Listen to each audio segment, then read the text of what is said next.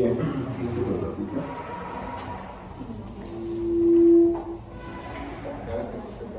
Ahí va.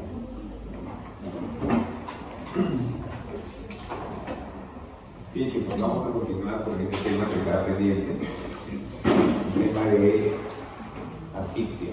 Vamos a ver también lesión en los espermatozoides, vamos a hacer un poco de moral, ¿no?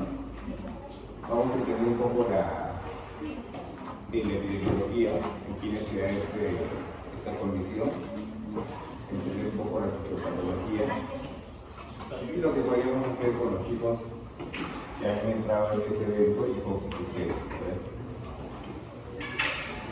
Bien, si hay dudas en algún concepto o no está claro algo, ya podemos hacer dinámica de la actividad, no hay problema.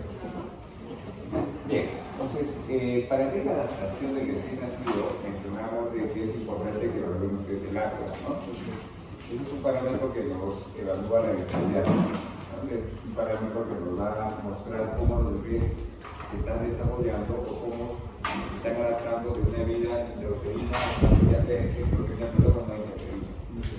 ¿Podemos hablar de eso? Creo que hay algo en el piso.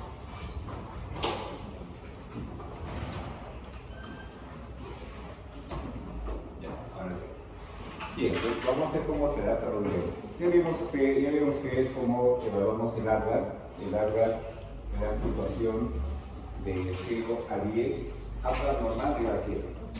Cuando el APGAR es menor a 6, recuerden eso, hay depresión, pero un APGAR menor a 6 a los 5 minutos, ¿no? Y no es sinónimo de depresión al nacer en asfixia, no podemos decir que es lo mismo. La depresión puede ser una condición que se puede revertir. ¿Recuerdan cuando hablábamos sobre depresión y que se manifestaba con apnea primaria? Esa es una depresión al nacer. La depresión al nacer, que es una apnea primaria, se resuelve por los... ¿Cómo resolvemos? Por los pasos iniciales. Los pasos iniciales es estimular al bebé, garantizar la prioridad de la quierella y empieza a llorar. Y la apnea secundaria, cuando no responde, y vamos a manifestarse con frecuencia cardíaca baja y cianosis. ¿Sí? Entonces, también es depresión. Entonces, la depresión previo al nacimiento generalmente está asociada a la apnea primaria. El bebé nace deprimido, ustedes estimulan y lloran. Esa depresión no significa o no es sinónimo de asfixia. Nosotros podemos decir depresión sinónimo de asfixia. La asfixia se va a manifestar cuando nosotros tengamos una alteración en el flujo sanguíneo hacia el cerebro y en la parte sistémica. Entonces, vamos a entender estrictamente como asfixia a la alteración del intercambio de gases, o sea, vamos a ver hipoxia e incremento de CO2, que sería hipercapnia. Y esa alteración del intercambio de gases también se va a manifestar o se va a traducir en una disminución del flujo hacia el cerebro. Entonces vamos a tener disminución del flujo al cerebro y como sabemos que el cerebro es muy demandante de oxígeno y el metabolismo del cerebro necesita oxígeno y también de nutrientes, dentro de glucosa. Si de injuria lo que está determinando esta depresión se mantiene o persiste, es que vamos a tener una disminución de flujo de forma permanente. Entonces, todos los mecanismos que el bebé busca para tratar de mejorar o compensar el flujo sanguíneo cerebral se van a perder. Y es en ese momento donde vamos a tener recién la manifestación de encefalopatía hipoxia-isquémica. Entonces, ustedes encuentran un bebé, nace con depresión y empiezan a estimular, responde y llora, eso no tiene nada. ¿Sí? Está tranquilo, no va a pasar nada. Así el APGAR al minuto haya sido de 1, 2 o 3 y a los 5 minutos ustedes revierten esa condición, poco probable que tengan un problema. Entonces, depresión cuando el APGAR es menor a 6 a los 5 minutos. Es por eso que existen criterios de asfixia. Vamos a ver, criterios de asfixia cuando el APGAR es menos de 3 a los 5 minutos. ¿Sí? Inmediatamente nace con depresión el bebé, usted le toma una muestra de sangre del cordoncito. Le toma muestra de sangre del cordón y esa muestra de sangre en el cordón, el pH es menos de 7. ¿Sí? Si el pH es menos de 7, el APGAR es menos de 3 a los 5 minutos y asociado a esto el exceso de base es muy negativo, o sea, menos de 12 o más de 12 de forma negativa, y el lactato está incrementado, entonces sospechamos de una probable asfixia. Y es por eso que ustedes tienen que aprender a definir algunos conceptos. Asfixia perinatal, condición de la alteración del intercambio de gases o flujo sanguíneo inadecuado que conduce a hipoxemia e hipercapnia. Entonces va a ser la alteración del intercambio de gases. Si hay hipoxia, hipercapnia. Siempre tienen que relacionar esto. Y si hay hipercapnia, recuerden ustedes, la hipercapnia va de la mano con la acidemia. Hipercapnia, CO2 incrementado, hidrogeniones incrementado. Por lo tanto, mucho hidrogenio, el pH disminuye. pH menos de 7 va a estar de la mano con una hipercapnia. Hipoxemia, niveles anormales o bajos de oxígeno pero en la sangre. Es la hipoxemia. Emia, sangre, hipoxemia, concentración o la presión parcial de oxígeno en la sangre baja. Y la hipoxia, que es a nivel tisular. ¿Sí? Bien, y la isquemia va a ser la reducción de flujo de sangre hacia un tejido. Entonces, en un paciente con asfixia va a haber encefalopatía que está asociado a un evento hipóxico e isquémico. No solo se reduce la concentración de oxígeno, sino también se reduce el flujo de sangre hacia ese tejido cerebral. ¿Sí? Bien, eso es lo que pasa en la asfixia. Entonces, ¿qué es lo que tenemos? Un Apgar. Eso va a depender del libro o de la literatura que ustedes revisen, menos de 5 a los 5 minutos, pero uno considera menos de 3 a los 5 minutos. Es una variedad o una variabilidad que se va a dar dependiendo del lugar donde estudien. Los estudios o las manifestaciones o los diagnósticos va a variar mucho del lugar donde se estudien. Muchos de los estudios se hacen en Estados Unidos y en Europa. ¿Sí? Entonces, cuando se hace en Estados Unidos y Europa, se estima que son hospitales donde tienen todas las condiciones de atender a un bebé con asfixia. Entonces, de ahí vienen más o menos los parámetros que nosotros conocemos. Pero como no tenemos acá muchos estudios en Latinoamérica y tampoco en el Perú, las condiciones son mucho peores. Entonces, nosotros no vamos a tener, por ejemplo, el manejo de la asfixia en forma adecuada, en forma organizada e integral en todos los hospitales, que es la hipotermia. La hipotermia se maneja en hospitales o en centros de complejidad alta, ¿no? De repente hospitales de cuarto nivel, tercero o cuarto nivel, pero no en todos los centros. Entonces, tener o hacer un seguimiento a un paciente con asfixia es un poco difícil y también tratar de determinar la secuela neurológica es un poco difícil, por lo menos en nuestro medio. Pues vamos a ver y vamos a entender cómo se produce la encefalopatía hiposisquémica y cómo se da esta manifestación en diferentes momentos. Bien, entonces para el diagnóstico, Apgar menos de 3 o menos de 5 a los 5 minutos, un pH menos de 7 y un exceso de base más 12 y con un lactato incrementado. El único estudio que nos puede determinar si hay lesión isquémica es la resonancia magnética. Bien, el estudio que tenemos a la mano, inmediatamente nace el bebé, es la ecografía. Pero la ecografía nos va a mostrar una imagen mucho más general, donde vamos a ver edema cerebral. Entonces, como todo proceso inflamatorio se va a manifestar con edema, vamos a tener edema cerebral, que es una manifestación. Otra cosa que podríamos encontrar en una ecografía de repente es una hemorragia. Nosotros vamos a tener, si es un prematuro, podríamos localizar hemorragia a nivel intraventricular y si es un bebé a término a nivel intraparenquimal. Pero el estudio ideal para ese diagnóstico es una resonancia, ¿sí? No hay otro estudio. Y obviamente hacer seguimiento con el encefalograma. Y para que nosotros tengamos o consigamos asfixia, también debe haber compromiso sistémico. Recuerden que cuando hay asfixia hay una redistribución de flujo. ¿Qué entendemos por redistribución de flujo? ¿Qué significa redistribuir el flujo? Aumenta el porcentaje de flujo para algunos determinados órganos y disminuye para otros. Por ejemplo, ¿En nosotros como adultos podría haber redistribución de flujo en alguna condición? Sí. ¿En qué situación sería? En shock. En una hemorragia, ¿no? Podría también, sí, una hemorragia, de repente es el ejemplo más claro, ¿no? Empezamos a sangrar, la volemia disminuye, la presión disminuye, ¿y quién tiene que cuidarse? ¿A quién cuidamos? Al cerebro y al corazón. Exacto, son órganos importantes, ¿no? Los órganos del corazón y el cerebro. A expensas de qué? De órganos no tan vitales, como la piel, la región esplásmica. El riñoncito van sufriendo órganos que no son muy importantes.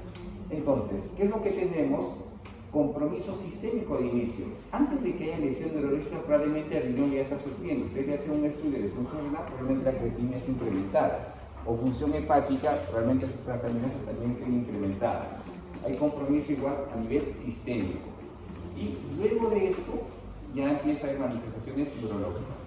Recuerden que el cerebro demanda bastante energía, entonces el metabolismo cerebral necesita mantenerse en forma íntegra cuando hay un evento hipóxico isquémico. Bien, los síntomas de la encefalopatía pueden ser desde letargia hasta irritabilidad extrema. Una forma de saber y entender cuando un paciente es encefalopático es observarlo. ¿Cómo debe estar el bebé cuando nace? ¿Qué es lo que hace? ¿Qué es lo primero que hace el bebé cuando nace? Llorar, empieza a gritar. Y hemos dicho, si llora tiene que estar despierto. Entonces, ¿qué cosa vamos a evaluar? Su sensorio, su estado de alerta. Uno. ¿Qué más evaluamos? El tono muscular, debe estar en cuadriflexión. ¿Sí? Además de esto, sus reflejos.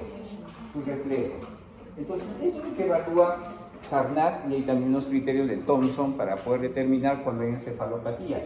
¿Qué cosa evalúa? Sensorio, tono muscular y reflejos. Además de esto, le puede agregar convulsiones, siempre recuerden. Entonces, sensorio, reflejos y tono muscular y las convulsiones. Las convulsiones generalmente se presentan en bebés con encefalopatías moderadas a severas. Y si la convulsión es precoz, es de mal pronóstico. Entonces, la clínica o los síntomas pueden ser desde letargia hasta irritabilidad extrema, incluso compromiso neurológico severo. Cuanto más tiempo demoren en despertar, mayor compromiso neurológico. Más tiempo demoren en mejorar o recuperar su tono muscular y reflejos, mayor de encefalopatía. Bien, descarten algunas anormalidades en el examen físico y la manifestación de convulsiones. En la pregunta del examen siempre se presentan estas preguntas en asfixia. ¿Cuál es la causa principal de convulsión en la etapa neonatal? Después la respuesta puede ser encefalopatía hipóxica isquémica, puede ser asfixia, solo hipoxia, isquemia. Entonces van a responder, ¿no? Asfixia como respuesta, podría ser una de las respuestas, o encefalopatía hipóxica isquémica, podría ser hipoxia, podría ser isquemia. Entonces podrían variar las respuestas, pero tienen que relacionar asfixia como principal causa de convulsión. ¿Bien? ¿Cómo ven al chiquito?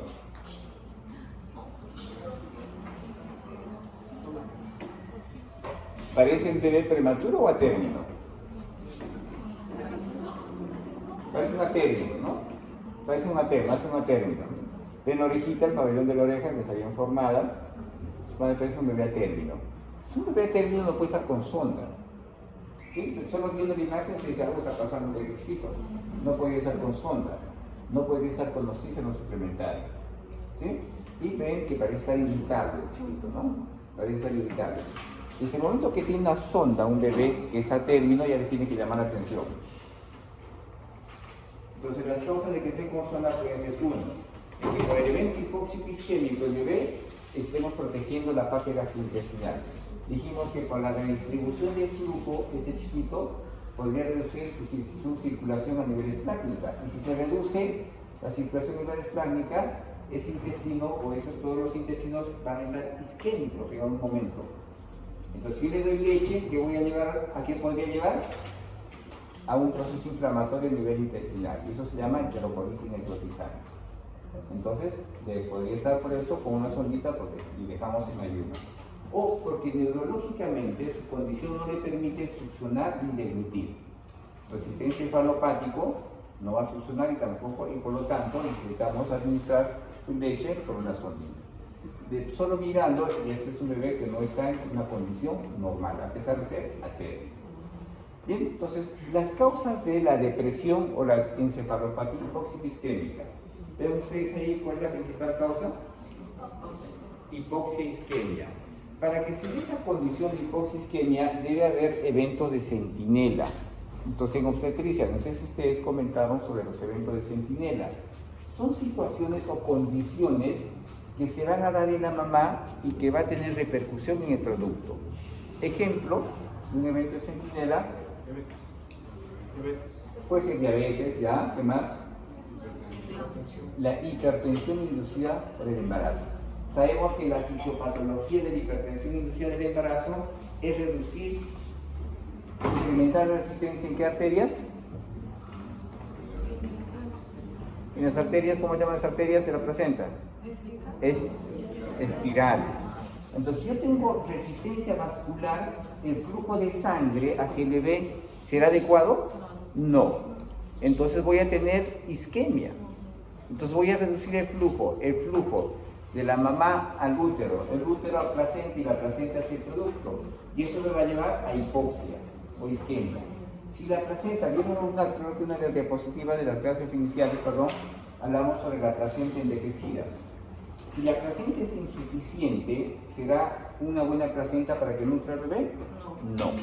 Entonces, de repente, una placenta alterada, una disfunción placentaria o una hipertensión durante el embarazo, así como la ruptura uterina o cualquier situación que me disminuya el flujo de sangre de la mamá al útero, del útero hacia el producto, me va a llevar a un evento hipóxico. Y esos son los eventos de centinela. Otra cosa que está asociada es la infección. Las infecciones severas como la corionitis también van a desencadenar depresión al nacer. ¿Ven? Trastornos metabólicos, accidentes cerebrovasculares, fármacos. ¿Será lo mismo atender un parto natural, normal, atender un parto por cesárea, pero con anestesia general? No. La sedación no solo va a ser para la mamá, la anestesia no solo va a ser para la mamá, sino también para el producto. Entonces, si no sacan rápidamente al bebé, va a haber depresión al nacer. ¿Sí? Podría ser causa de encefalopatía también. Y malformaciones del sistema nervioso que están asociadas. Pero para que ustedes diferencien una asfixia de una depresión por infección, de una malformación, de un problema metabólico, es cómo se manifiesta la encefalopatía hipóxico-isquémica. Recuerden siempre, la encefalopatía hipóxico-isquémica es desde el nacimiento. En ese momento, antes incluso, ustedes no van a ver alteraciones en el monitoreo, eso se manifiesta con sufrimiento fetal. Entonces ya se está manifestando antes del nacimiento. Nace y nace encefalopático.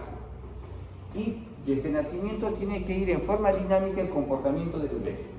No puede ser un bebé que nace y está despierto y llorando y a los 3 o 4 días empieza a tener depresión. ¿Será asfixia? No. Entonces eso va a ser diagnóstico diferencial, por ejemplo, con problemas metabólicos. Los errores innatos del metabolismo. ¿Han escuchado los errores innatos del metabolismo? Los más frecuentes, los problemas metabólicos más frecuentes en nuestro medio es hipotiroidismo, ¿no? Luego hiperplasia suprarrenal, galactosemia, fenilcetonuria, después fibrosis quística, pero así como esas enfermedades, también tenemos acidemias, ¿no? La enfermedad de jarabelearse, ¿no? Tenemos el ciclo de la urea, son problemas metabólicos que se manifiestan cuando el bebé empieza a tomar leche.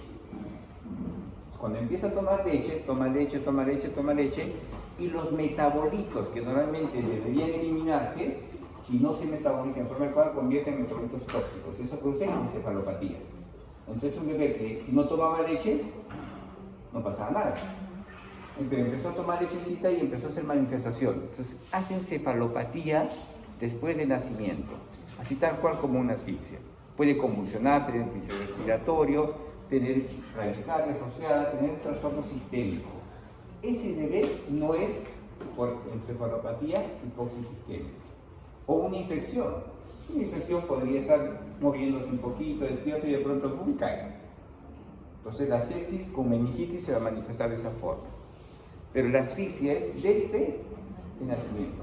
Entonces dice, no hay encefalopatía hipóxico-isquémica sin encefalopatía desde el nacimiento. Si en el examen les menciona, le dicen, manifestación clínica de un bebé a partir del tercer día, ¿ser hipóxico-isquémica o asfixia? No. Tiene que ser desde el nacimiento, Bien, entonces definimos como un estado neuroconductual anormal cuyo mecanismo patogénico predominante es el trastorno de flujo sanguíneo hacia el cerebro. Ya sabemos. El problema va a ser disminución del flujo de sangre y también la presión parcial de oxígeno alterada, hipoxia e isquemia. Bien, lo mismo, estamos repitiendo lo mismo. pH menos de 7, exceso de base más de 12, Manifestación, instalación rápida de la encefalopatía moderada severa, puede haber cuadriplegia, es lo mismo, lactato, acá la presencia de lactato, para que no se olvide. Doctor, perdón, para, por ejemplo, los exámenes de NAD, de salud, ¿qué vamos a hacer? ¿Vamos a considerar 5 o 3? Siempre no van a confundirlos en ese sentido. Siempre va a ser menos de 3 o menos de 5, pero no solo va a ser ese valor. No solo le van a decir como determinante, como único determinante el área, ¿no? Entonces, si es un pH menos de 7, así sea así menos de 5, asfixia. Sí. Y si es un bebé que tiene manifestación de ese nacimiento, asfixia. Si convulsiona en las primeras 6 horas, con un evento de centinela, porque les pueden manifestar ahí mamá con ruptura uterina, ¿no? En el monitoreo de un DIP 1 pasa a un DIP 2, ¿sí? En el monitoreo del ecocardiógrafo, y el bebé nace con depresión, nace flácido, con habla, menos de 5 a los 5 minutos, o menos de 3 a los 5 minutos, no hay forma de saber eso. Eso es asfixia. Es asfixia. Bien, entonces factores de riesgo, lo que comentamos, los eventos de centinela. Entonces son muchas las causas que podrían llevarnos a asfixia o a depresión, ¿sí? Muchísimas. Ven ustedes hipertensión, hemorragia, mamá con diabetes, retardado de crecimiento intrauterino, todo lo que nos puede llevar. En el parto, ¿no? La manifestación durante el parto, las causas del parto, distocia. Bien, el líquido meconial, recuerden que va siempre de la mano con asfixia. El líquido meconial, ¿no? O síndrome de aspiración del líquido meconial siempre va de la mano con asfixia. ¿Por qué? La causa del síndrome de aspiración meconial es, ¿ya llevaron ustedes la parte respiratoria? ¿Ya discutieron ustedes acá? ¿Ya han discutido con el otro doctor? ¿Todavía no? ¿Respiratorio? No. Membrana hialina, taquina transitoria, salán. No. Hicimos no. Ya. Si es tiempo, vamos a hacer un repaso de esa parte respiratoria también, ¿no? Ya, entonces miren. Cuando hablamos de problemas respiratorios, si es prematuro, ¿qué es? ¿Qué es prematuro? ¿Es respiratorio prematuro?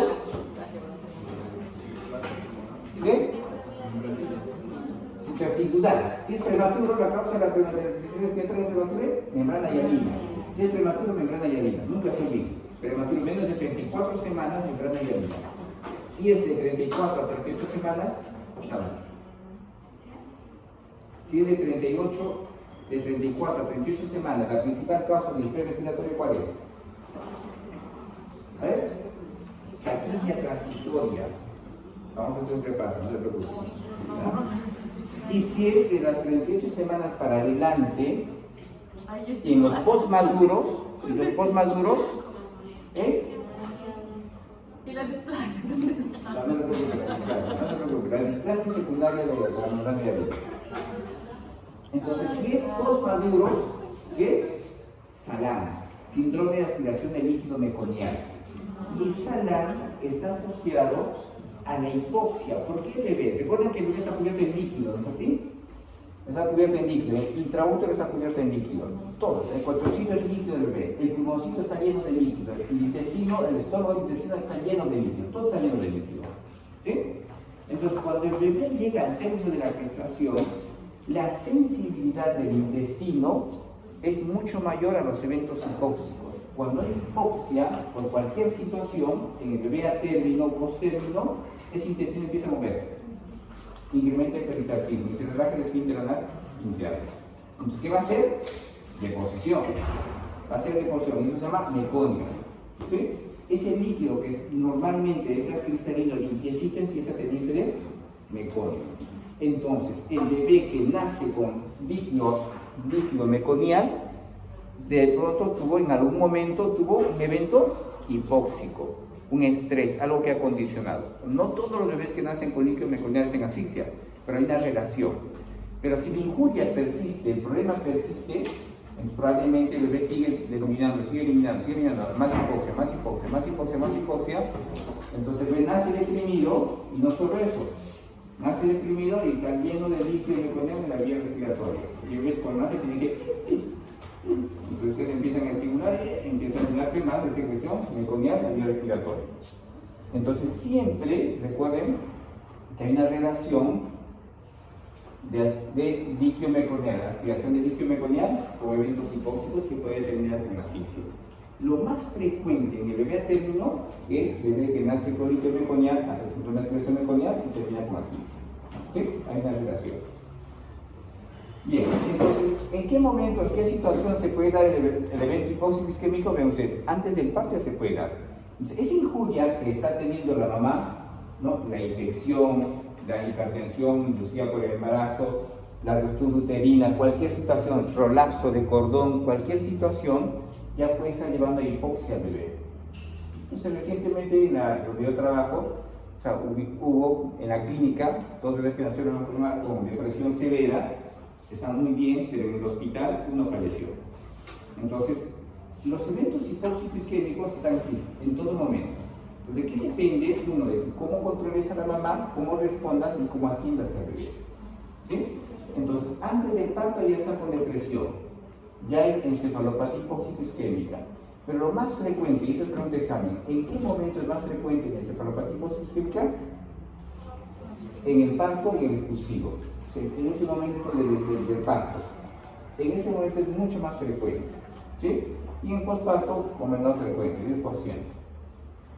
Bien, las zonas de vulnerabilidad en los recién nacidos, en los bebés que hacen asfixia. Comentamos, ¿sería igual la asfixia en un bebé prematuro frente a un bebé a término? No. Comentamos, ¿cuál es la zona vulnerable en el prematuro? La matriz germinal, que vamos a repasar, vamos a ver por el vamos a la matriz germinal. ¿Sí? La matriz germinal. Y en el bebé a término,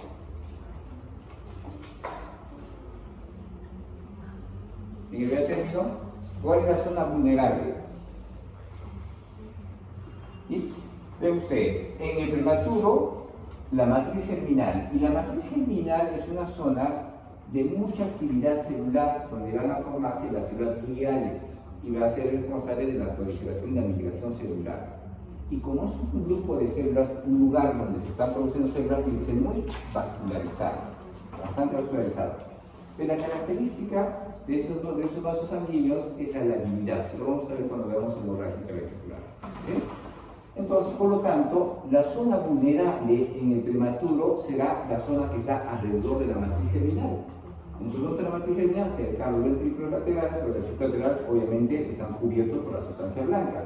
Entonces, la zona vulnerable será la matriz germinal, los ventrículos y la sustancia blanca. Entonces, ¿qué se va a afectar?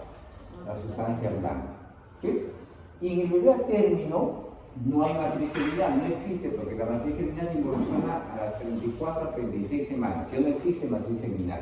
Si no existe, ¿cuáles serán las zonas vulnerables? Así como en el bebé prematuro, en la matriz germinal, esas zonas de la matriz germinal generalmente son zonas limítrofes de la circulación o de la irrigación vascular. Así la arteria cerebral anterior, la media y la posterior confluyen en esas zonas, pero no hay colaterales. Entonces cualquier vulnerabilidad se va a dar en esas zonas donde es limítrofe. Y lo mismo sucede en el paciente que es atérmico. Entonces yo tengo la cerebral, que sale de la carótida, cerebral anterior. Luego la cerebral media. ¿Y la posterior de dónde sale? ¿De dónde sale la cerebral posterior? ¿De dónde sale? ¿De dónde? ¿De dónde sale? ¿De dónde? No recuerdo. Entonces, de las vertebrales. Entonces, no puede salir de la arteria, no puede salir de la coronaria, no se va hacia atrás. No.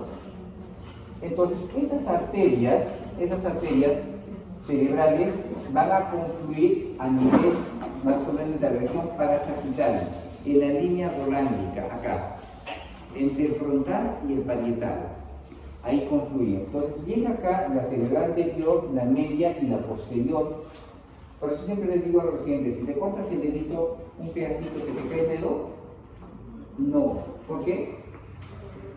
Porque existen colaterales. que van a irrigar mi dedito, ¿sí? Pero esa zona no tiene colaterales, y cuando esa zona se pone isquémica, ¿qué va a irrigar esa zona? Nada, no hay forma de que se irrigue. Entonces la zona vulnerable es la zona parasagital, recuerden, en la término es la zona parasagital, ¿no? El límite entre el lóbulo frontal y parietal, ¿sí? Por lo tanto, como es parénquima cerebral, el compromiso va a ser del mismo parénquima cerebral. Entonces la lesión en el bebé a término va a ser de la región o de la zona parenquimal subcortical y cortical. En cambio, en el prematurito es la sustancia blanca y en el término la sustancia gris. La sustancia gris. Bien. ¿Qué dice ahí? Entonces nuestro cerebro es muy demandante. ¿De qué necesita nuestro cerebro? Glucosa y oxígeno. Necesita glucosa y oxígeno el cerebro, entonces necesitamos mantener ese flujo de sangre en forma adecuada. Por eso que el primer mecanismo de compensación en un paciente con encefalopatía isquémica es incrementar el flujo sanguíneo cerebral para tratar de mantener los nutrientes y el oxígeno en forma adecuada para el metabolismo. ¿Con qué intención? De mantener los fosfatos de alta energía. ¿Qué fosfatos de alta energía conocemos? ¿Qué conocemos? Son el ATP y la fosfocreatinina. Porque mucho de mi metabolismo del cerebro va a depender de energía, de ATP. Entonces yo necesito ATP o formar energía. ¿Sí? Bien. Entonces cuando hablamos de la fisiopatología de asfixia, hablamos de un evento bimodal. ¿Qué significa? Que se va a dar en dos momentos. Entonces, la asfixia. Entonces hemos entendido que el evento se va a dar por hipoxia e isquemia, por un evento que mamá está pasando. ¿Sí? Mamá tiene un problema que condiciona el flujo de sangre hacia el bebé.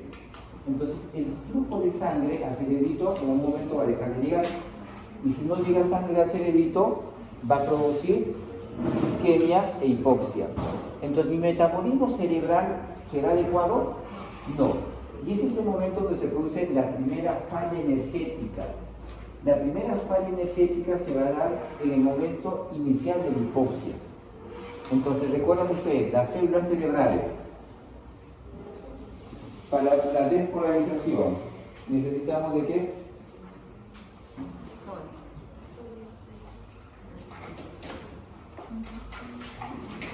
Para la despolarización, sodio. ¿Qué tiene que ingresar y qué tiene que salir? A ver, ¿cuáles son los iones que están dentro de la célula?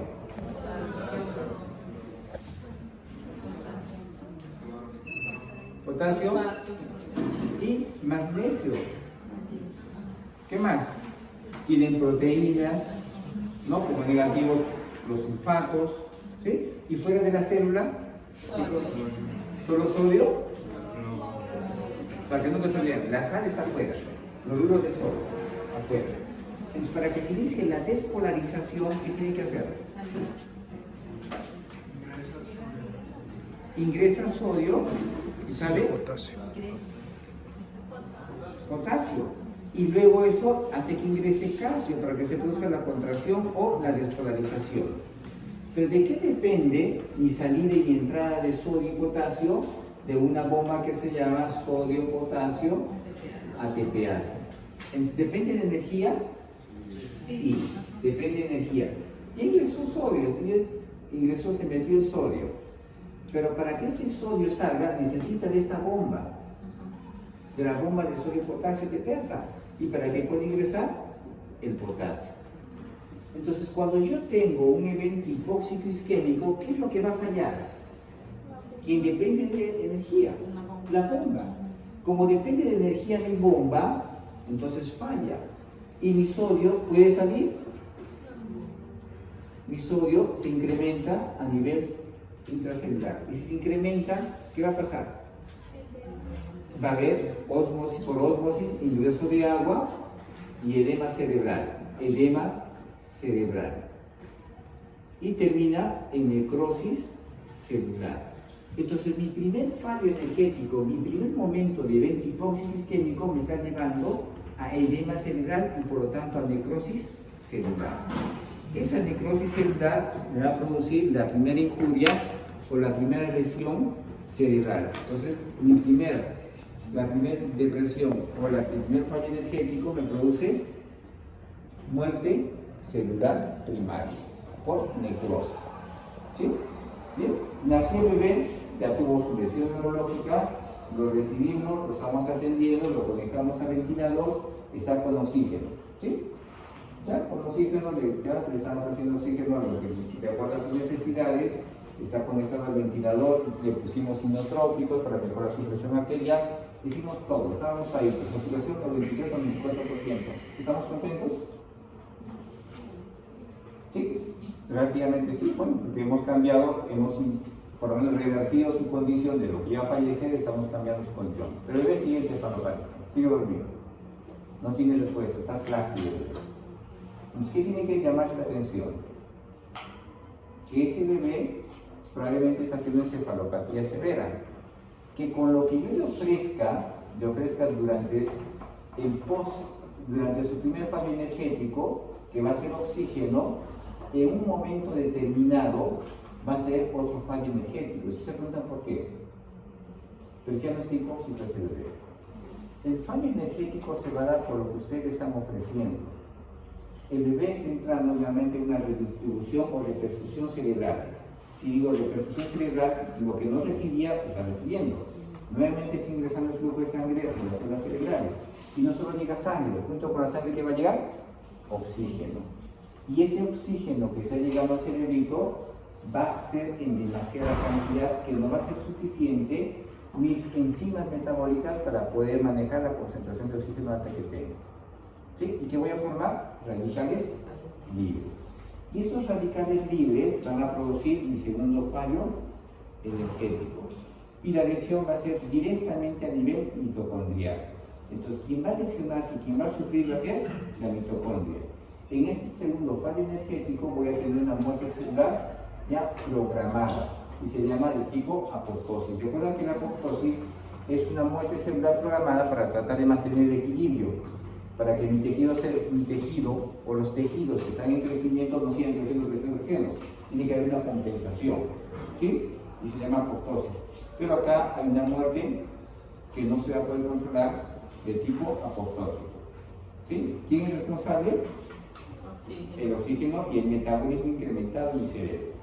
¿Cuándo se da esta situación? Aproximadamente después de 6 horas del primer evento. Entonces, por eso que consideramos que tenemos un periodo de ventana o una fase latente para tratar de cambiar o revertir esa condición. Entonces, mi terapia tiene que estar dirigido a este momento, que lo vamos a ver más adelante. ¿Sí? ¿Se entendió? Bien, entonces, mi manifestación neurológica o la fisiopatología es en 2 tiempos. Primero, muerte celular primaria por necrosis y segundo, muerte celular programada por apoptosis, que está relacionado a la presencia de radicales libres con el incremento en su metabolismo cerebral. Bien, esto es más o menos lo que pasa, ¿no? Bien, entonces no solo los radicales libres, sino también por los neurotransmisores con los glutamatos que están presentes. Acá está. ¿Bien? El glutamato es este de acá. ¿Sí? Entonces vamos a tener no solo vamos a tener alteraciones de las bombas de sodio y potasio, sino también la presencia de estos glutamatos. Y estos glutamatos también son tóxicos o son neurotóxicos y también lesionan la mitocondria. Y van a producir o van a contribuir a esa muerte celular programada. Incluso hay un proceso inflamatorio, ven ustedes, que está presente en la COX. Entonces, como sabemos, todo proceso inflamatorio va a inducir a la formación de 2 ciclos, ciclooxigenasa y glicoxigenasa. Cuando hablamos de COX, COX-1 y COX-2, ¿quién tiene COX sobre COX-1 y COX-2? Una es constitutiva, Muy bien. Y la otra es privada por procesos inflamatorios. Muy bien. Entonces, recuerden eso. Excelente. Es constitutiva 1, que siempre producimos esta manifestación o siempre vamos a producir porque tiene que haber un equilibrio para todo. Entonces yo necesito producir prostaglandina, ejemplo, ¿para qué? Para proteger la glucosa gástrica. Necesito producir tromboxano, ¿sí? para ver si es que hay una manifestación o de repente algún signo o la necesidad de producir factores de conjugación y estoy produciendo tromboxámeros. Constitutivamente yo necesito mantener el equilibrio, ¿sí? Pero la COX-2 se va a manifestar cuando hay una injuria de cualquier tipo, sea una injuria por un proceso infeccioso, sea una injuria por un proceso químico, por un proceso físico, por una quemadura, una lesión química, por lo que sea, un cuadro infeccioso, que va a manifestar mi COX-2. Y lo mismo acá. Entonces, mi evento hipócrita isquémico es una injuria. Y eso va a desencadenar la manifestación de mi COX-2. Y eso va a producir, ¿qué cosa? La presencia igual de mediadores inflamatorios y activar también los radicales libres. Y si hablamos de radicales libres, ¿qué va a producir? Lesión mitocondrial. Y si hay lesión mitocondrial, ¿qué tenemos? Apoptosis, una muerte celular programada. Inicialmente, miren acá la parte inicial, vamos a tener edema cerebral y muerte celular. Y la segunda fase, muerte celular programada. Entonces, tiene siempre un efecto bimodal. Nuestro periodo de ventana, ¿cuánto tiempo es? 6 horas. 6 horas. ¿Y qué hacemos en esas 6 horas? ¿Qué hacemos? Ya vamos a ver qué es lo que podríamos hacer. Esto para que recuerden. Es lo mismo que hemos estado viendo. Asfixia, alteración de la perfusión, vamos a tener la alteración de la presión arterial, pero para que se mantenga el flujo sanguíneo hacia el cerebro, mecanismo compensatorio, incrementamos la frecuencia cardíaca, incrementamos el gasto cardíaco, con tal de mejorar la presión arterial. Si no es suficiente, vamos a tener disminución del flujo en el cerebro. Y si tenemos disminución del flujo en el cerebro, vamos a tener alteración de nuestros sulfatos de alta energía y eso va a producir también lesión por edema cerebral y necrosis, ¿no? Se altera nuestra bomba de sodio, potasio, TPasa, ¿no? Vamos a tener los incrementos de sus mediadores o neurotransmisores como el glutamato y muerte celular inmediata. Bien, es lo que les decía, el flujo cerebral. Vamos a tener daño cerebral, ¿dónde? La región parasagital, cerebral anterior, la media y la posterior, donde confluyen en la zona parasagital. Esa zona parasagital es la que va a sufrir con lesión y hemorragia si es que se mantiene el evento hipóxico isquémico. Podemos tener hemorragia en el término no ventricular, sino parenquimal. Recuerden eso, hemorragia parenquimal, porque la lesión es en sustancia gris o blanca en la término, en la sustancia gris.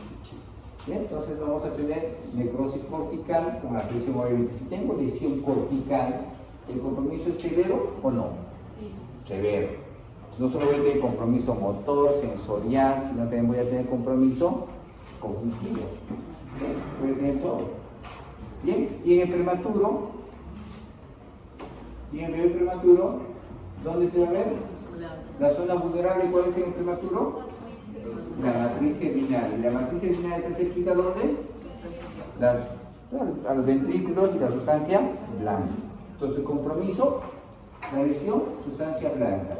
Y obviamente vamos a tener complicaciones de la hemorragia intraventricular, que es la dilatación del ventrículo, vamos a comentar más adelante, y también la leucomalacia ventricular. Muy bien. Bien. Los efectos bioquímicos de la hipoxia.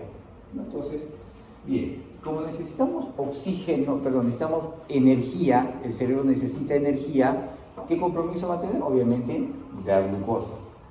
Entonces vamos a tener, podríamos tener inicialmente mucha producción de glucosa. La asfixia podría inducirme a producir glucosa inicialmente, voy a tener hiperglicemia de inicio. Pero por la necesidad energética o por el metabolismo incrementado voy a consumir luego glucosa. Entonces voy a terminar con hipoglicemia. Mis necesidades de glucosa van a ser altas en el paciente con asfixia. ¿Recuerdan cuando hablamos? No sé si con ustedes hablamos sobre hipoglicemia. Ella, por ejemplo, es hipoglicémica, lo puede haber comido. Entonces, la hipoglicemia se da en diferentes situaciones. Factores de riesgo para hipoglicemia, para que despiertes. Que sea prematurito, que sea bajo peso al nacer, porque no tiene reservas.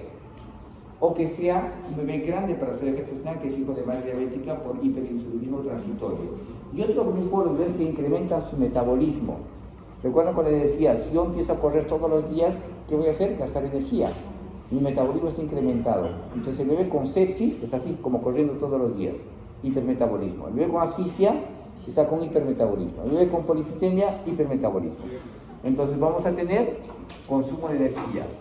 También vamos a tener a nivel alteraciones de la glucogenólisis, disminuye la glucosa cerebral, vamos a tener incremento de lactato y acidosis, disminuye los fosfatos de alta energía, la fosfocreatina y el ATP. Bien, es lo que hemos mencionado. Vamos a tener redistribución, necesitamos mejorar el flujo sanguíneo cerebral para tratar de mantener los nutrientes en el cerebro. Y luego tardíamente vamos a tener una disminución de la capacidad cardíaca y menor flujo sanguíneo cerebral. Bien, como el cerebro no es lo único que va a injuriarse, también el corazón, así como el cerebro tiene isquemia, ¿el corazón también tiene isquemia? Sí, entonces vamos a tener una isquemia cardíaca, así como recuerdan cuando hablaron con el doctor Leonel, hablamos sobre isquemia, ¿no? Es una enfermedad coronaria aguda, isquemia. Entonces, lo mismo pasa con el bebé. Vamos a tener isquemia con lesión de la musculatura y con insuficiencia ventricular. Entonces, rematando a su problema de hipoxia, su corazón tampoco es suficiente.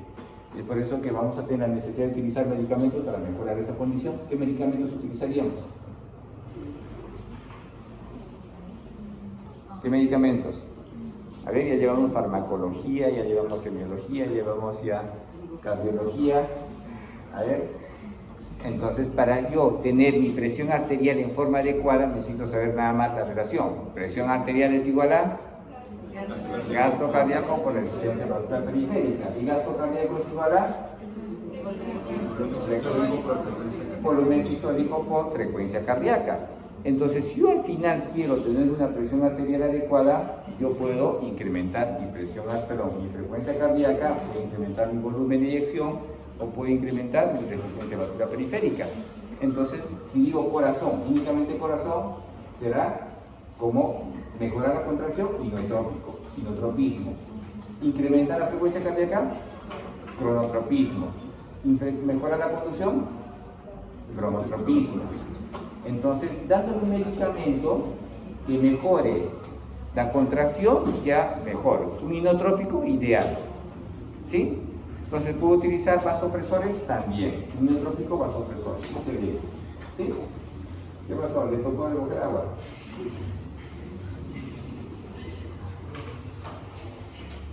No lo voy a matar. Bueno, para que le quede decir, no van a tratar. Entonces, repetimos nuevamente, en el prematuro, compromiso, estancia blanca, en el término, gris, y nunca se va a olvidar. Bien, es lo mismo que ya vimos, ¿no? Vamos a tener toxicidad, aumento de calcio intracelular, daño radicales libres, inflamación, lo que hemos comentado, daño mitocondrial y muerte celular. Necrosis y apoptosis, para que nunca se olviden. Bimodal. Primera fase, primer fallo energético, necrosis. Segundo fallo energético, muerte celular programada. ¿Sí? Muerte celular programada. Bien, los síntomas. Comentamos, desde los primeros minutos de vida. No puede haber encefalopatía hiposisquémica sin encefalopatía. No tiene sentido. ¿Sí? Bien. Entonces, cuando hablamos de encefalopatía hiposisquémica, comentamos que tienen que recordar tres cosas. ¿Qué cosa? Si está despierto o no está despierto. Sensorio, estado de alerta. Reflejos. El tono muscular. Y eso es lo que evalúa Sarnat.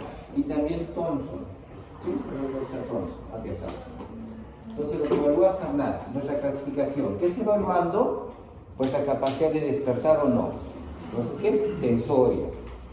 Tono muscular y respuesta a sus reflejos. Entonces van a preguntar en el examen, un bebé, ¿no?, que nace con depresión severa, está flácido, y el examen físico lo encuentran dormido, no tiene respuesta, hipotónico. ¿Qué puntuación le darán? Acá van a ver un Thompson, acá, para que vean Thompson. ¿Sí? Nivel de conciencia, tono muscular, postura, los reflejos acá. Si es un bebé que nace y no tiene respuesta, flácido, estará por acá, hipotónico, flacidez severa, y con descerebración, algunos están así, y están sin respiración, apnéicos. Entonces es un bebé que nació con depresión y ustedes hicieron el trabajo así como debería ser, está muy bien, empieza a responder de forma adecuada y lo ven de pronto irritable, pero está despierto, su irritabilidad denota que está despierto el bebé. Hipertónico, pero igual se mueve, puede ser hipertónico, pero igual se mueve, con mejor tono muscular. Reflejos no están ausentes, pero están incompletos. Entonces recuerden ustedes esto de acá, solo 3 cosas: tono muscular, reflejos y el sensorio. Y algo que se agrega siempre son las convulsiones. Las convulsiones. Bien, en el severo casi no hay respuesta neurológica. En coma, ¿qué respuesta podría tener? ¿No? Entonces, el moderado generalmente, tanto el SARNAT como el Thompson, el que tiene mayor manifestación de convulsiones es el severo. Pero la convulsión precoz, la convulsión antes de las 6 horas de vida, sí es de mal pronóstico, eso recuerdo. De mal pronóstico. Entonces, si un bebé nació con depresión y demora en despertar, demora mucho tiempo en despertar, está encefalopático severo. Demora mucho tiempo en recuperar su tono y sus reflejos, está encefalopático. Y otra cosa que hacemos es el electroencefalograma. Si el electroencefalograma demora en recuperar a la normalidad, también su pronóstico es malo. Entonces, el electroencefalograma también nos muestra el pronóstico. Bien, manifestaciones cardiovasculares. Entonces, quiero que me digan ustedes, creo que ya comentamos, ¿cuál sería la manifestación o la complicación, la manifestación cardiovascular más frecuente en un bebé con asfixia o SALAM? Porque recuerdan que SALAM está relacionado, ¿no es cierto? Entonces, ¿cuál sería la complicación más frecuente en SALAM o un bebé con asfixia?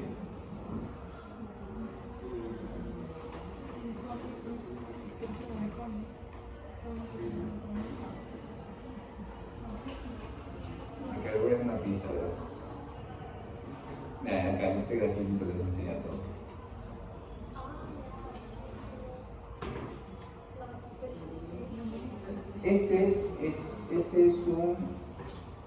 Esta circulación fetal. ¿Sí? Entonces comentamos, para que la circulación fetal sea adecuada, ¿de qué depende? De un flujo de mamá adecuado de mamá hacia el bebé. ¿Y qué determina para que el flujo de sangre pase del lado derecho hacia el lado izquierdo? Para eso tienen que recordar, ¿cómo es la circulación fetal? ¿Cómo es el recorrido de la sangre fetal? La placenta, muy bien, la placenta se va al feto por la vena umbilical. Porque recuerden ustedes, ¿por qué vena? Porque es quien nutre, y si es vena, está parcialmente oxigenada. Recuerden eso, parcialmente oxigenada. Entonces llega ¿a dónde? Atraviesa el conducto de Arancio, ¿sí? Luego del conducto de Arancio, mira, lo están viendo el rojito, ¿ya? Pero es vena, ¿sí? El conducto de Arancio, y de dónde llega la vena cava inferior. De la vena cava inferior, ¿dónde entra? A la aurícula derecha. ¿Y la aurícula derecha dónde va? Entonces, ¿cómo es el recorrido de sangre en tu corazón? En el tuyo. Aurícula derecha, Ya. luego ventrículo derecho, Ya. luego sale para el pulmón. ¿Por dónde? Por el ventrículo derecho va Por para pulmón, pero la vena, es como la arteria. La arteria pulmonar. Lo que sale del corazón, recuerden, es arteria. Lo que sale del corazón, arteria. Luego, Arteria pulmonar, los pulmones regresan por las venas pulmonares a la aurícula izquierda. y luego la aorta. Ese es el recorrido normal. En el feto, el recorrido es de la aurícula derecha, un porcentaje de sangre pasa directamente hacia el lado izquierdo, por el foramen oval. Un porcentaje va el recorrido normal por el ventrículo derecho, la arteria pulmonar, acá sale por la arteria pulmonar, ven acá la flechita de la arteria pulmonar, y la sangre de la arteria pulmonar pasa directamente a la aorta. Entonces la sangre tiene que pasar del lado derecho hacia el lado izquierdo por los dos cortocircuitos, que es el foramen oval y el ductus arterioso. ¿Qué cosa está determinando para que ese flujo de sangre pase de ese sentido en ese sentido? ¿Qué cosa? la resistencia de la arteria pulmonar. Entonces, como la arteria pulmonar tiene solo este diámetro, porque no tiene mucho flujo de sangre, no necesita llevar sangre al pulmoncito, la resistencia de la vascular de la pulmonar es bien alta. Y si es alta, la presión en la arteria pulmonar también tiene que ser alta. Entonces, por gradiente de presión, la presión en el lado derecho es alta, es bien alta en relación al lado sistémico. Entonces, es como la cañería, es una cuestión física simple. Abres el caño y sale el agua. ¿Por qué? Porque la presión viene de afuera. Entonces, se está empujando en ese sentido el agua. ¿Sí? ¿Se entiende? Entonces, ¿qué cambia cuando nace? El bebé lo primero que hace cuando nace es llorar. ¿Y qué está haciendo? Ingresar aire. Ingresa aire y con el aire junto con el aire ¿qué hay? Oxígeno. Esta arteria de lo que era chiquita, el calibre, ¿quién produce dilatación? El oxígeno. Y dijimos que el oxígeno es un vasodilatador selectivo de la arteria pulmonar. Esta es pregunta de examen. El oxígeno es un vasodilatador selectivo de la arteria pulmonar. Entonces, como la arteria pulmonar ha incrementado su diámetro, la resistencia, ¿cómo será? La resistencia vascular periférica cae. Por lo tanto, la presión de la arteria pulmonar cae. Eso es una condición normal. Pero ¿qué pasa si nace con asfixia? ¿Hay oxígeno? No hay oxígeno. El bebé que nace con asfixia o cualquier situación que me lleve a hipoxia, ¿qué va a hacer? Mi arteria pulmonar persiste. Entonces sigue cerrada, sigue incrementada la presión. Así ha nacido el bebé, ya su pulmón es funcionante, le estoy dando soporte ventilatorio, mi arteria pulmonar sigue alta. Y la presión sigue siendo mayor en relación a la parte sistémica, sigue siendo alta. Entonces la sangre va a seguir pasando por esos dos cortocircuitos, que idealmente se tenían que haber cerrado cuando nació el bebé, pero no se cerraron porque la presión sigue empujando. Es así. Yo sigo empujando. Sigo empujando la puerta. ¿Se va a cerrar si sigo empujando? No va a haber forma de que se cierre. Se cierra en condiciones adecuadas cuando la presión, el aire me empuja a mí. La presión es más fuerte y se cierra. De esa forma se cierra el foramen oval. Es por una fuerza física se cierra el foramen oval, por el incremento de la presión en el lado sistémico. Pero si sigue incrementada la presión, yo voy a persistir manteniendo abierto eso. Entonces, en hipertensión pulmonar, les van a preguntar, ¿qué cortocircuitos persisten en la hipertensión pulmonar persistente? Sigue abierta la puerta. ¿Qué es esto? El foramen oval. Y el ductus también, porque recuerden que quien se encarga de cerrar el ductus es la inhibición de la síntesis de prostaglandina. ¿Y quién se encarga de inhibir? El oxígeno. Si no hay oxígeno, ¿quién va a inhibir? Entonces, nadie va a inhibir. Por lo tanto, se mantiene abierto. Entonces, en la hipertensión pulmonar, así llegue sangre oxigenada del pulmón, así yo le dé soporte ventilatorio, la sangre llega del pulmón hacia el lado derecho, izquierdo del corazón, oxigenada, pues sangre oxigenada, pero se va a seguir mezclando con estos cortocircuitos. Se va a seguir mezclando. ¿Se entendió? ¿Se entendió? Sí, entonces, el problema cardiovascular va a ser, o la manifestación va a ser, obviamente, reducción del gasto cardíaco, hipotensión. ¿Y qué le voy a tomar? O le voy a hacer rápidamente una ecografía cardíaca. Una ecografía cardíaca. ¿Por qué intención la ecografía cardíaca al bebé con asfixia? Necesito saber si está haciendo hipertensión pulmonar. Yo voy a poder medir en ecografía la arteria o la presión de la arteria pulmonar y también voy a poder evidenciar los dos cortocircuitos. Esto. Entonces, ¿qué voy a ver en ecografía? En ecografía voy a ver que si este es el corazón, no voy a borrar. Si este es el corazón,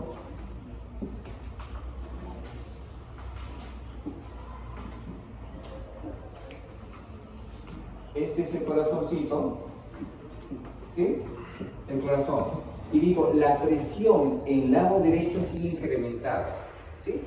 El tabique que separa las dos aurículas se va a bombar.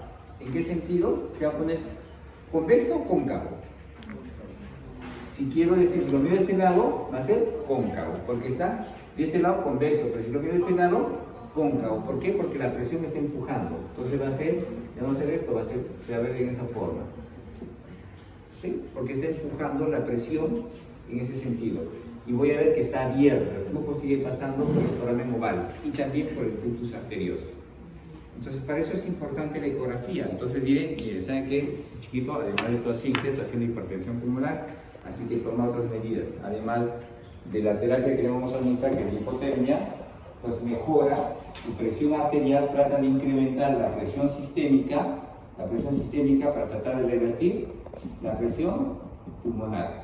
Si sé que este problema se está iniciando por hipoxia, pues tengo que ofrecer oxígeno. Oxígeno para revertir esto, y si hay hipoxia, hipercapnia, hay acidemia.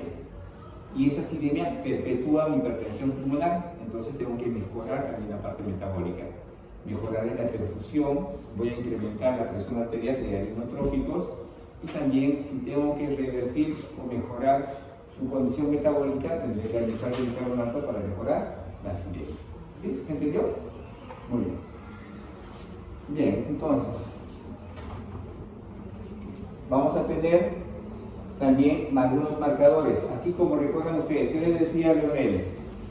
¿Qué medimos o qué evaluamos en una isquemia? Marcadores de isquemia. ¿Qué cosas son? La troponina. ¿Cuánto tiempo se puede manifestar la troponina? 4. Entonces, igual en el renato. Suponen ustedes, no es lo habitual, no es lo que hacemos, pero también ustedes pueden monitorizar con troponinas para ver si hay isquemia cardíaca. ¿Sí? Al igual, así como el CPK, CPTMB. Y también algo que hacemos es el péptido natriurético, que también se evalúa. No es lo habitual, pero pueden ustedes ayudar a ver si hay isquemia o no. Bien. Problemas respiratorios. Entonces, un bebé que va a ser hipertensión pulmonar persistente. Y esa va a tener necesidad de soporte ventilatorio. Vamos a tener que ofrecerle oxígeno con ventilación, probablemente convencional y algunas veces con alta frecuencia. Eso en su momento lo van a entender. ¿No? Pero ahora, la ventilación mecánica no es complicado, pero lo van a entender. Entonces, la complicación respiratoria, ¿qué es? Hipertensión pulmonar persistente. ¿Sí? Muy bien. Bien, obviamente, quien es el más perjudicado es el riñoncito. El primero en perjudicarse en una situación de evento hipóxico es el riñón. Vamos a tener insuficiencia, obviamente renal. Va a haber una alteración o una isquemia a nivel de los túbulos, una tubulopatía isquémica o una necrosis tubular que va a producirnos inicialmente oliguria y luego puede manifestarse con poliuria. Pero la oliguria es lo primero que se va a manifestar. Y vamos a tener incremento de la creatinina y también la urea, ¿no? Por eso que pedimos a todo bebé con asfixia, urea y boom, ¿no? Y la creatinina, boom. Y busquen la diuresis o traten de controlar la diuresis. Y lo mismo, si hay compromiso renal, compromiso neurológico, respiratorio, hay compromiso hepático, gastrointestinal, manifestaciones hematológicas y también metabolismo de la glucosa que se va a alterar. Bien, a nivel hepático siempre solicitamos las transaminases. ¿Ah? La bilirrubina se incrementa acá, predominio directo e indirecto. Indirecto, pero también directo por daño hepático. Ya recuerden que ya no es el metabolismo sobre el grupo N, no vamos a tener compromiso hepático. ¿La conjugación se da en forma adecuada? No, va a haber incremento de ictericia indirecta. Una vez se conjugue, podría haber un tipo de colestasis o alteración en la secreción y tener también ictericia a predominio directo. ¿No? Bien, el tratamiento. Entonces, ¿cuál es el objetivo principal del tratamiento? Su lesión neurológica primaria ya se dio. ¿Ustedes pudieron evitar eso? No. Porque ya se ocurre, ya se estableció, su primer daño neurológico ya se estableció. ¿Qué cosa tienen que evitar? La secundaria. ¿Y cuál sería? ¿Cómo podrían ustedes evitar ese daño neurológico secundario? Si fueran ustedes los que manejan a nivel. Pues son los científicos y necesitan determinar, ya saben que hay dos tipos de lesión. y que la injuria secundaria es la que lesiona más el cerebro del bebé. Es la que causa peor pronóstico y la que va a manifestarse por mucho tiempo. Podría seguir lastimando el cerebrito. Pero el cerebro de ella está lesionado, ¿no? ¿Cómo se llama? ¿Sí? ¿Sí? Yo creo que hay 3 fases ahí, ¿no? La tercera fase. Ya pasó la apoptosis, estamos en la tercera fase de lesión neurológica. ¿Sí? Bien, ¿cómo podrían ustedes saber si digo que el incremento del metabolismo cerebral es responsable del daño cerebral o el daño cerebral? ¿Qué cosa harían ustedes? De disminuir el metabolismo. ¿Y cómo podrían disminuir vuestro metabolismo? Creo que hablo, ¿no? Sí.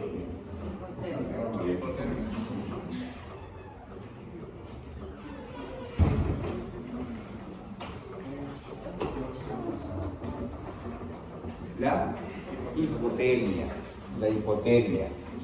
Entonces, la hipotermia va a ser el manejo inicial, pero también tiene otro tipo de manejo. Traten de, mantener primero la vía aérea, ¿no? Ventilación mecánica, puede ser convencional o puede ser de alta frecuencia.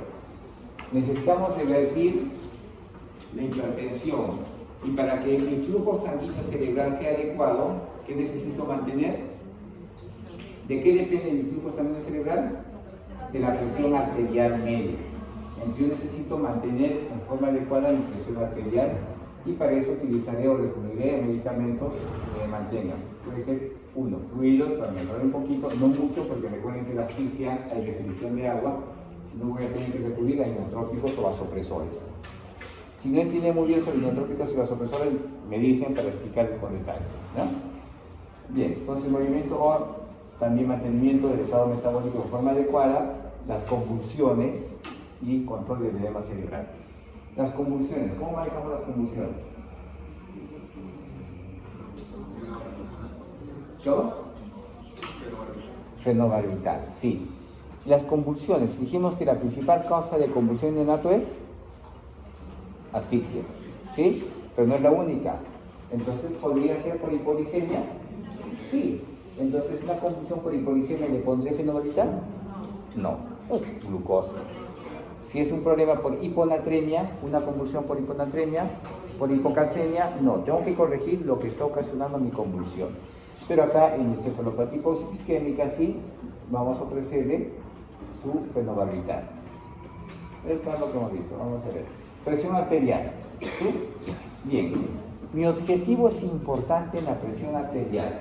En el bebé a término, el objetivo es tratar de mantener presiones por encima de 50 milímetros de mercurio.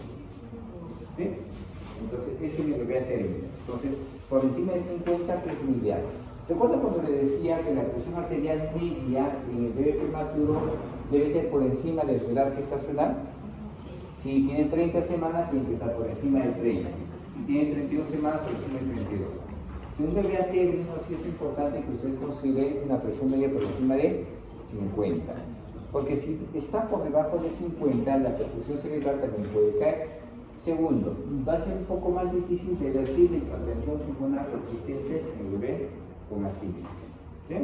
Entonces, en el prematurito, si va a ser un poco menos, acá les pongo los rangos, entre 1000 hasta 2 kilos, 25-40, y de 1 kilito, más de 1 kilo, 30-35.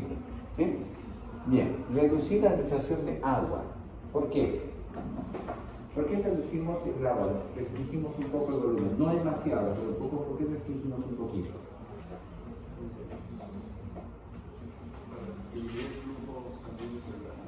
A ver, o sea, restringir, ¿por qué no le da eso? ¿Cuánto le daría el agua a un recién nacido? Vieron eso como el doctor Ocaña. ¿Cuánto le das a un recién nacido de agua? ¿Cuánto le das?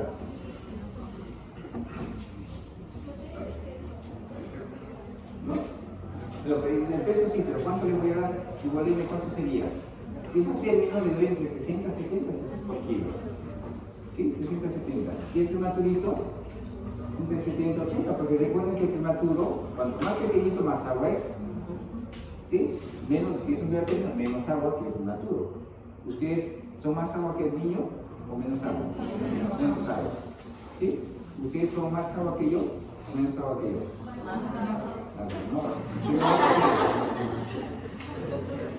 Entonces depende de la edad, depende de la grasa y el sexo. ¿Sí? Entonces un bebé normal recibe entre 60 a 70. Bueno, pone 70. ¿Sí? ¿Cuánto daría un bebé con asfixia? A ver, entonces le diría más. ¿Por qué menos? A ver, analice. ¿Por qué menos?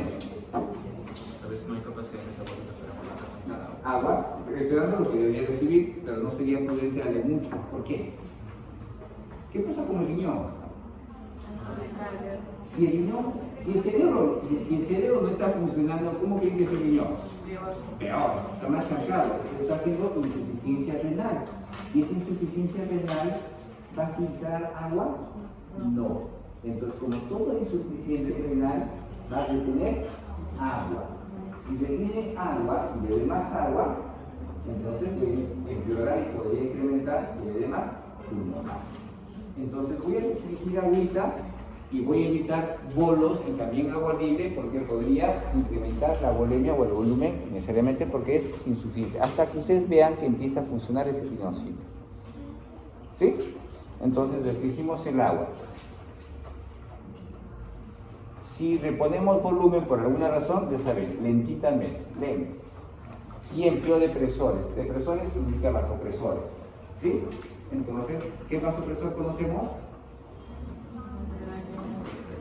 La adrenalina, noradrenalina, también parece la vasopresina, tenemos más.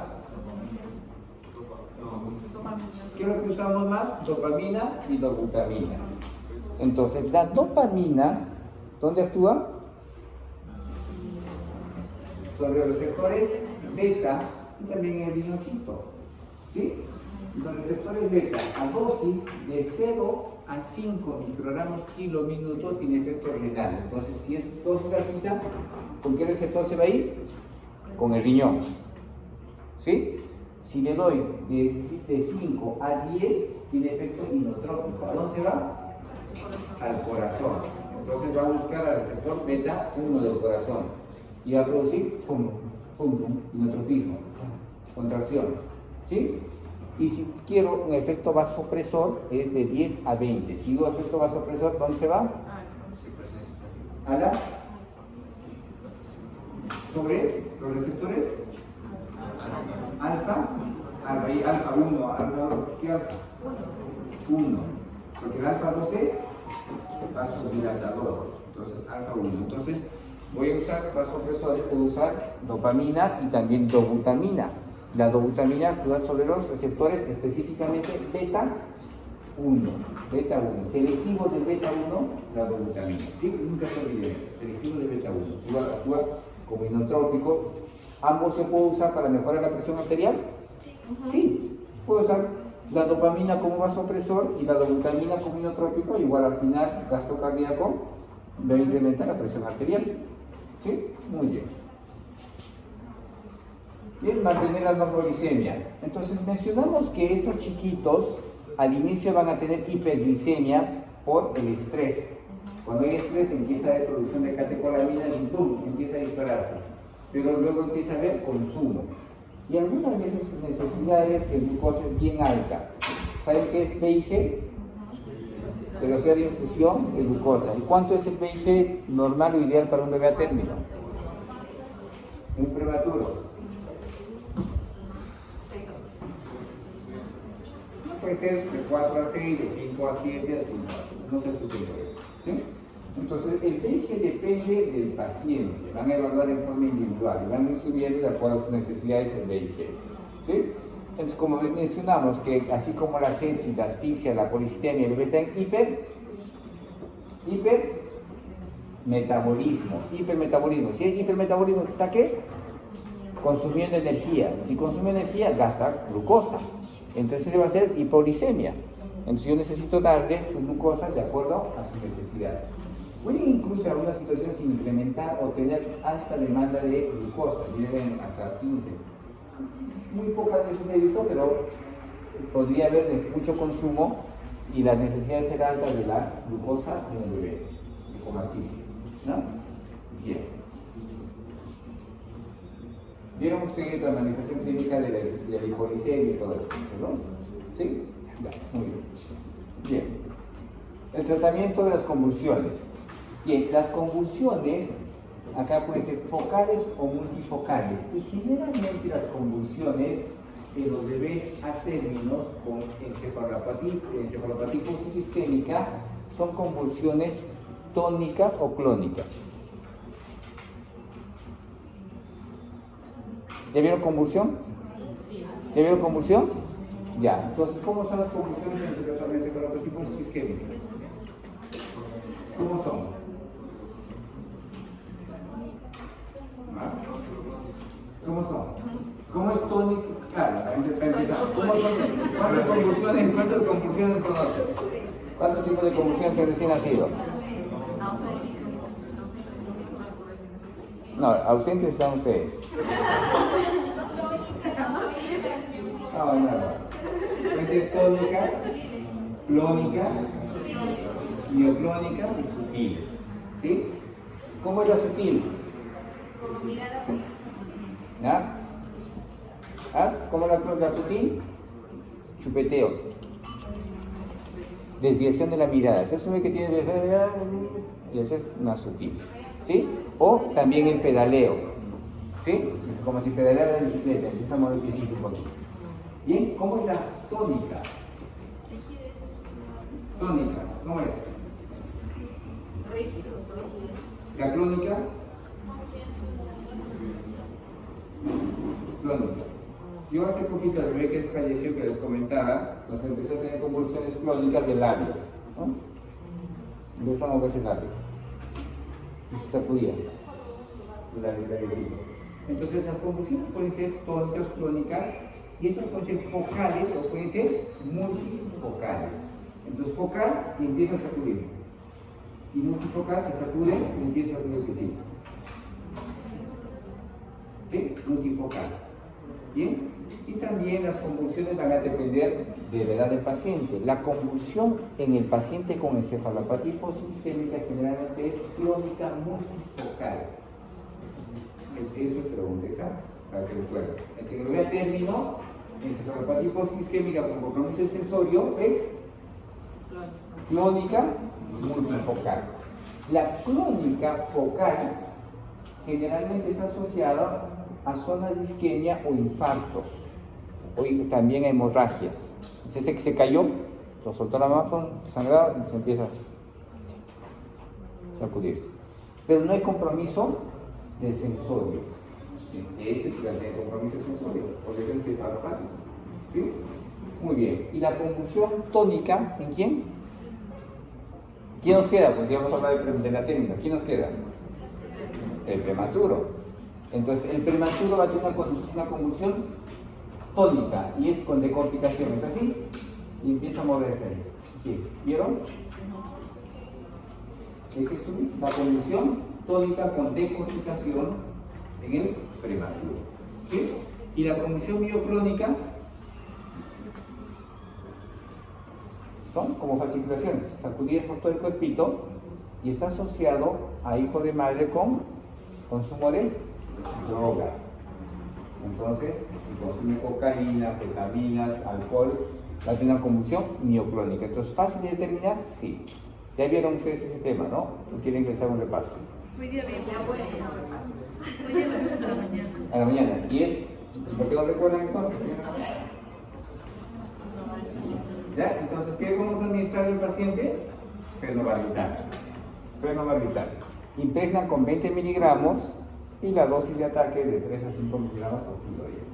La respuesta puede ser fenitoína o también hay otras alternativas como el de metilacetán que podríamos utilizar. Pero lo más frecuente, generalmente lo que van a preguntar en el examen es tratamiento para convulsión fenobarbital, de lesión, fenobarbital. Bien, entonces la hipotermia. Entonces tiene que ser para evitar la injuria secundaria, para evitar la lesión de la velocidad secundaria. Entonces puedo utilizar esta hipotermia selectiva, la cabecita, o puedo usar en todo el cuerpito. Entonces, ¿cuál es la finalidad de la hipotermia? disminuir el metabolismo cerebral. ¿Sí? Entonces, ¿qué voy a hacer? Buscar primero a los que o van a ingresar al protocolo de hipotermia. Tienen que ser mayores de 24 semanas, no puedo hacer hipotermia en prematuritos, y bebés que tengan encefalopatía moderada a severa. Ese que está fresco, no lo vas a congelar. Entonces, solo al que está con encefalopatía moderada o severa. Bajamos la temperatura más o menos entre 33 a 35 grados durante 72 horas. Entonces, un descenso progresivo de la temperatura, 23 grados más o menos, durante 72 horas y vamos monitorizando frecuentemente.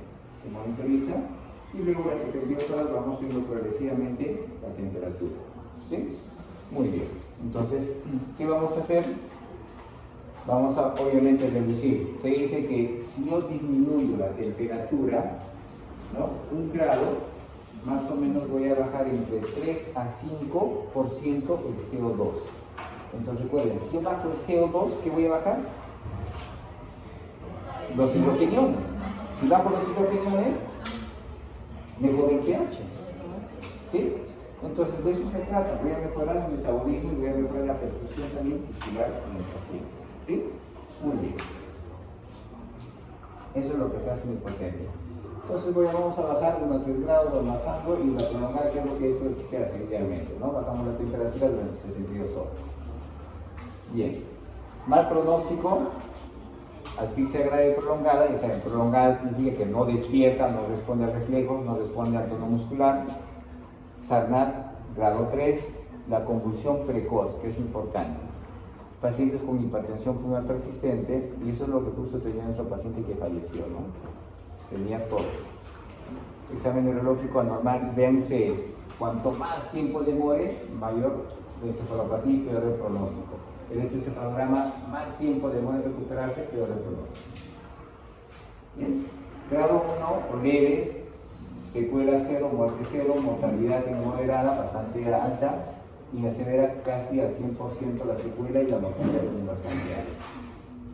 Y son estos chiquitos que van a hacer parálisis cerebral, ¿no? La parálisis cerebral a partir de años. Yo voy a poder determinar a partir de años si un bebé que está postrado con una silla de ruedas o una camita, hipertónico o distónico, y puede haber compromiso neurológico, sensorial o cognitivo. Creo que es lo último. ¿Sí? Bien, pasamos a otra. Algo. No, sí, la otra diapositiva. Aparte de la hipotermia, algo más.